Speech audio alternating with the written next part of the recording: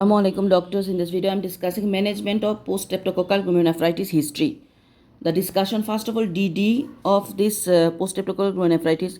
First of all, any sequel of other bacterial viral infections, then any chronic renal failure with acute exacerbations, immunoglobulin A nephritis, henoscoline purpura, immunoglobulin A nephropathy, mesengiocapillary glomerulonephritis, Alport hereditary nephritis, NCA positive vasculitis, anti-GBM disease, systemic lupus erythematosus. So these are we are keeping post-streptococcal glomerulonephritis, any sequel of any bacterial or viral infections, chronic renal failure with acute exacerbations, immunoglobulin A nephritis, henoscoline purpura, immunoglobulin A nephropathy, mesengiocapillary glomerulonephritis, Alport hereditary nephritis, SLE, NCA positive vasculitis, and anti-GBM disease. Symptoms of sign. What is the symptoms of sign of post-streptococcal glomerulonephritis? Macroscopic hematuria, Coca-Cola colored urine. Macroscopic hematuria and Coca-Cola colored urine. History of sore throat in preceding 2 to 3 weeks. Reduce the urine output, oliguria, urine output, infant child is less than 1 ml per kg per hour. Hypertension plus minus features of encephalopathy like headache, nausea, vomiting, visual disturbance, restlessness and confusions. Then headache, breathlessness could be indicative of pulmonary edema. Signs of cardiac failure, tachypnea, raised jugular pressure, gallop rhythm, basal crackles and enlarged liver. Again, the symptoms and signs of glomerulonephritis are: number 1, macroscopic hematuria like Coca-Cola colored urine.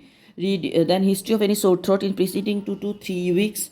Reduce the urine output or oliguria. Urine output, infant or child is less than 1 ml per kg per hour.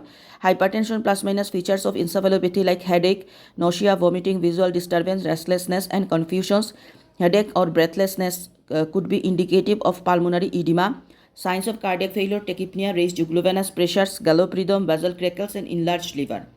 What examination I will do? Airway, breathing, circulations, ABC, vitals, blood pressures, weight and JBP. If raised, indicates the volume overload. Examination for edema, chest examination for possible pulmonary edema, cardiac examination for possible heart failure or murmur, abdominal examination. So what examination we do for PSGN? ABC, vital, especially the blood pressure, weight and JBP. If raised, indicate volume overload. General examination for edema, chest examination for pulmonary edema, cardiac examination for possible heart failure or murmur, abdominal examination. Investigations, we are doing urine dipsticks, more than 3 plus, blood with proteinuria, protein creatinine ratio, microscopy, red cell and granular cast. Blood urea and electrolyte, low sodium is likely to be dilutional, albumin usually normal or low, calcium phosphate, LFT, CBG, CBC, film hemolytic uremic syndrome and coagulation profile. Microbiology, anti-streptolysin O titer ASO and anti-DNase B, Thorsa for group A streptococci. Immunology are C3, C4, anti-DNase B skin, anti-double stranded DNA, ANCA, anti-GBM. Discuss with the nephrologist. Imaging, renal ultrasound.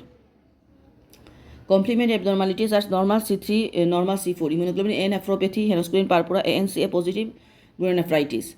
Low C3 plus normal C4, APSGN, acute post-streptococcal glomerulonephritis, mesengial-proliferative glomerulonephritis.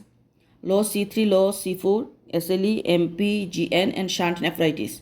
So we are doing mainly the investigation urine dipstick test, protein urine creatinine ratio, blood we are doing, urea electrolyte we are doing, microbiology like anti-ASO titer we are doing, immunological complement C3, C4 we are doing, renal ultrasound we are doing. These are. So we are doing again urea electrolytes, urine dipstick, protein creatinine ratio, renal function test, urine RME, then full blood count. Okay, we are doing liver function test. We are doing renal ultrasound, complement C3, C4.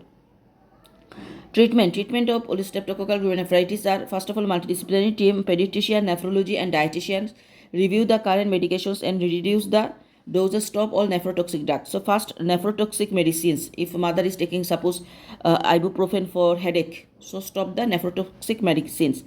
Admit a strict fluid balance. Diet, so low salt, low potassium, high carbohydrate. Low salt, low potassium and high carbohydrate. Treatment is of hypertension, edema, furosemide. Antibiotics are phenoxymethyl penicillin. If tolerated, are able to take tablets or amoxicillin suspension for 10 days. If penicillin allergy, azithromycin for 5 days for post-streptococcal glomerulonephritis. So what is the treatment? First of all, I am involving the multidisciplinary team, my pediatrician, nephrology and the dietitians. Then daily weight measurement and the potassium restricted, salt restricted, high carbohydrate. And we are admit strict fluid balance, diet, low salt, then stop all nephrotoxic medications. And mainly the treatment is phenoxymethyl penicillin antibiotic for 10 days. And if take tablets or amoxicillin suspension, not taking the tablet, then amoxicillin suspension for 10 days. So this is the treatment of PSGN and management. Thank you.